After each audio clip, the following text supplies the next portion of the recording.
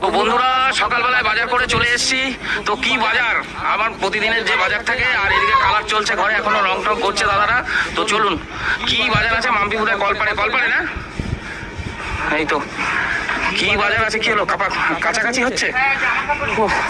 ওরে বাবা, এদিক দিয়ে বাসন টাসন রয়েছে, হ্যাঁ বাসনপত্র রয়েছে এদিকে। তো একটু সরে বসো এদিকে, নাহলে বাসনে আবার মাছ টাছ লেগে যাবে। দাঁড়াও দাঁড়াও দাঁড়াও, দেখি মাছ দেখিয়ে দাও দর্শকদের।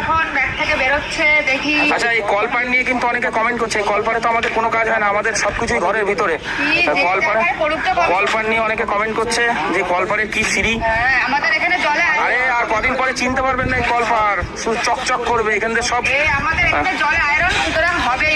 না না, এই কলপাড়ের জন্য না, ওই সাইডটা ওই দেওয়াল টেওয়াল গুলো ওরকম অবস্থা। তো এখানে তো বিল্ডিং হেঁকে যাবে, তখন থাকবে নাকি? তো যে মাছ আনতে বলেছো